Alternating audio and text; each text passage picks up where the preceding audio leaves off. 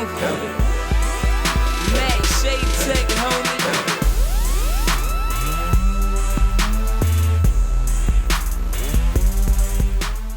Hi, I'm Matt Shadetek. I'm a producer and DJ based in Brooklyn, New York. I'm also the senior logic instructor for Dubspot and for Dubspot Online. In this video, we're going to continue looking at how to build a trap kit that we can play from our MIDI controller and sequence live some of these fast hi-hat rolls and fast snare rolls that you hear in the track playing behind me. This is the third video in a series, so if you haven't seen parts 1 and 2, please check those out first so that you can follow along. So let's just dive right into it. So we've already set up our arpeggiators in the environment and our transformers to control the MIDI signal flow and to arpeggiate our drums. Let's just get the track out of here and we'll start with what we had from the last video. So we can play, sequence some hi-hats, and so we've got that going, and what we want to do is add the ability to control a sub bass using the same MIDI setup in that kit that we've built. So we're going to get this from a second software instrument. I'm going to load up my ES2 808 boom. This is a channel strip setting that I saved after creating it in my video about creating an 808 sub, which you can find at the link on screen on the Dubspot YouTube channel. I'm not going to go into how to create the sound in this video. You can check that video out for how to make the sound. It sounds like this. And so what we're going to do is we're going to create what's called a mapped instrument, which is going to allow us to control and play our Ultrabeat instrument and the ES2 sub on the same keyboard or on the same MIDI controller at the same time. First of all, let's just label this Ultrabeat real quick. This will be Ultrabeat Trap Kit. And now what we're going to do is we're going to jump over into the environment layer again. But this time, instead of working in the click and ports layer, we're going to go to the mixer layer here. And we're going to create what's called a mapped instrument. So new mapped instrument. Now, it opens up the settings for the mapped instrument there, and we'll look at those in a moment. But first what we're going to do is we're going to create the mapped instrument, and we're going to create a couple of monitor objects so that we can see the data going into the mapped instrument. So we'll just pull those down here, and let's just hide this for the moment. Pull this down here, and then we're going to connect the mapped instrument to the first monitor. We'll just hit no on this, and then we'll also connect it to the second. So now we've got two monitors, and we're going to connect each of these monitors to our two instruments. So the first one is going to go to the trap kit, and the second one is going to go to the sub. Now, what we're going to do is the mapped instrument, if you can see here, is going to show us all the possible pitches we can play. And they've actually got them labeled for a kind of a generic drum mapping. And what we're going to do is we're going to jump back over to the arrange for a second, and we're going to create a track for this in the arrange so that we can send MIDI to it. So I'm going to create a new software instrument track, and then right click on it, and we're going to choose reassign track, go to the mixer layer, and choose the mapped instrument that we created. Now I can send MIDI to my mapped instrument from my MIDI controller, and I'm using an Akai MPD24 for this purpose. Now let's go back to the environment, and now here we can see the MIDI data coming in and right now going to the Ultrabeat. Now what I want to do is, so we're going from C1 all the way up to C#2, which is where my fast 64th note roll is. I want to use, starting at D2 and maybe, let's say, an octave or two above it, I want to have chromatically mapped sub notes that I can play pitches on. So what I'm going to do in the mapped instrument here is I'm going to go to that D2, which is starting here at this high tom 1. And if you drag on the keyboard over here, we can select a range of notes. So I'm just going to go all the way up. Let's put in 2 octaves. Now what we're hearing right there is the top note of the Ultrabeat, which right now just has a little sine wave in it. But we can ignore that for now, because what we're going to do is we're going to change the cable setting here. Now you can hear that's the sub bass starting to come in. Right now it's pitched up a little bit. We'll fix that in a moment.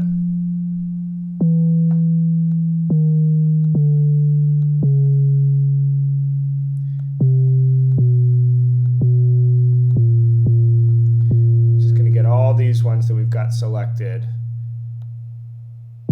set to cable 2.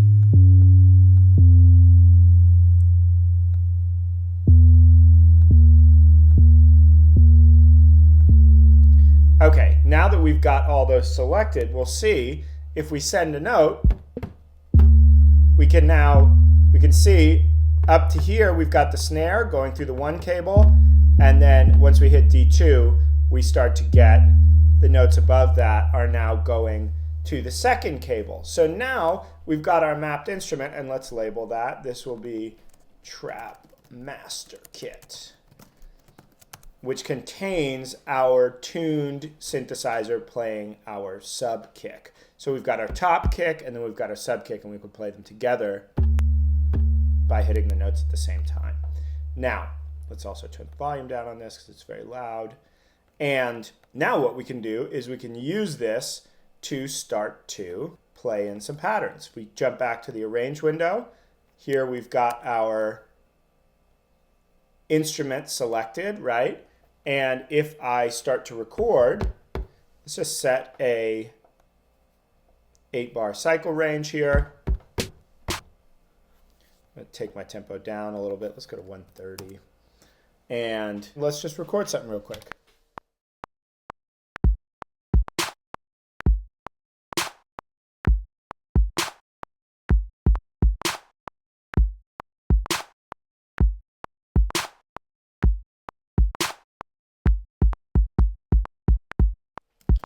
Cool. Now we can take that. Let's just quantize it up real quick. Clean up my playing a little bit. Seems like it's a little late.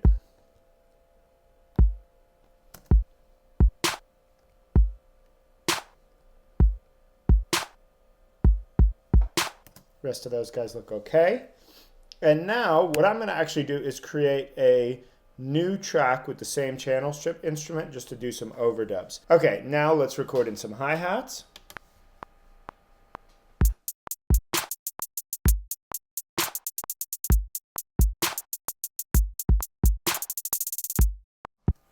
Okay, so there we got a little hi-hat take. Now you'll notice that some of these have come in a little off the beat, and what we're going to want to do is just put these back on manually and also kill any overlaps. So, because if we quantize this, we're going to lose some of the triplets and stuff that I was doing. And by their nature, right, they're all different values. The arpeggios themselves are going to be internally consistent. We just need to make sure that the note rows all start right on the beat. So we'll just tidy these up real quick. Those are a little off still. Those we can quant. The only ones I really don't want to quantize are the triplets, because that's going to mess up my triplet timing. These guys actually we can quantize. And these we'll just kill the last couple. Slide them on. These are pretty good. And just delete this overlap. So now we got this.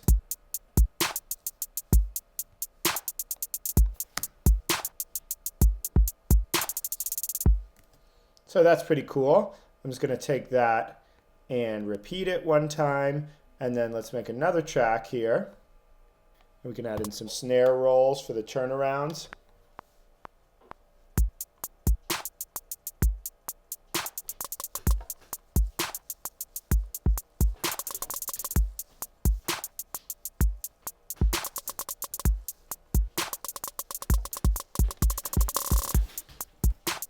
Okay, so now let's just, again, we'll just clean these up real quick. I'm not sure if I'm going to keep all of these, but just a little vibe to start with.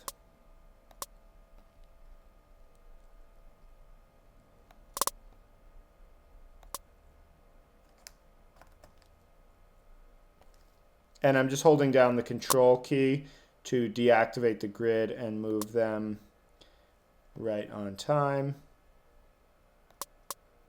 Use that one.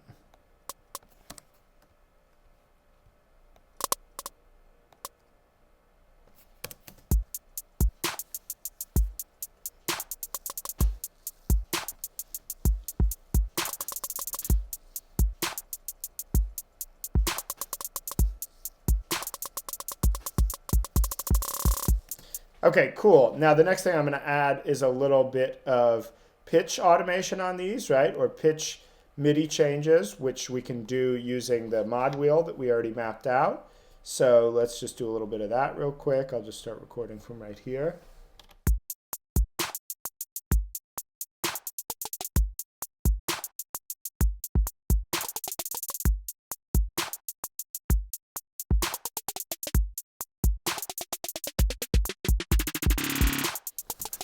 So that's pretty cool. And then last but not least, we'll add the sub. Now the sub, I'm actually going to add using my caps lock keyboard. And one thing I'm going to do with the sub before we go any further is just go into the ES2 and take this oscillator here and tune it down an octave to get the nice low tones that we want. Go back to our master kit.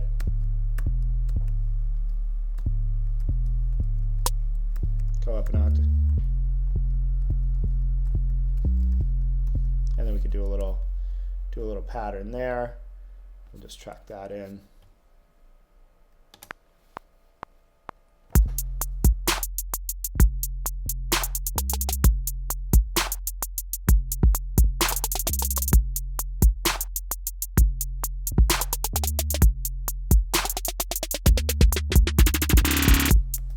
Cool. And then we'll just take that, quant it up. You can see some of these are a little off.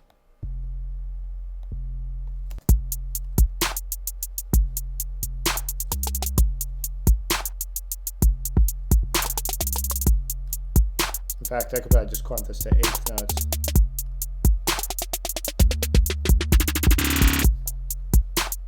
And of course, if you want to, you can play it all in as a single take. I kind of like recording it in layered passes here.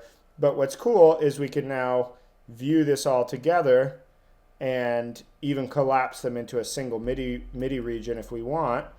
Now when we're sequencing, here we've got it, and we can just go in.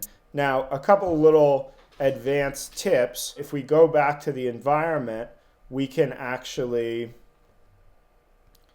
in the Trap Master Kit here, we can relabel these if we want. So for example, we could say this would be kick.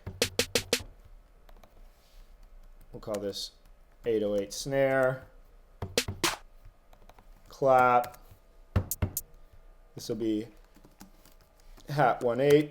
And I won't go through and label them all, but if you then, maybe we'll just mark where the sub starts.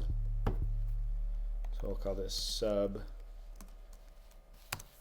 And if we go back, we can see that that stuff will be displayed here in the piano roll, which is kind of cool. So we can see, it'll give us little labels for these. So the other thing is, if you really want to get sophisticated, you remember I mentioned early on that here we are, we're using a lot of these voice slots for the arpeggiator. What we could do if we wanted to is have these all change the output note here. So have them all output to one note and then play different notes if we want to, and kind of get more fancy that way. I'll leave that up to you guys because obviously this was a big series to begin with. But, I just really what I want you to come out of here is, regardless of whether you're into trap beats or this kind of style of music, hopefully you see digging into the environment like this, we can really begin to create some awesome, complex MIDI setups that really do the things that we want to and work for us in our workflow. So hopefully that was helpful for you. If you want to learn more about Dubspot, you can check us out at dubspot.com, where we offer a full 48-class Logic course at our school in New York City and online. And if you want to learn more about me, you can check me out at mattshadetek.com, and my album, The Empire Never Ended, is available on iTunes. Thanks for watching. Welcome to Dubspot. We believe in providing you hands-on experience right away. Whether you're completely new to music and want to turn the sounds in your head into a musical reality, or you're an experienced artist looking to refine your skills and add new tools to your arsenal, we're ready to meet you at your level. For students of all ages, all levels, and all styles of music, Dubspot is here to help you achieve your goals. With course offerings both online wherever you are and at our school in the heart of New York City, we are ready to guide you through the next phase of your musical transformation. Whether you want to produce music, DJ, or do both, you've come to the right place. Come explore Dubspot for yourself. Become a part of our community and make music.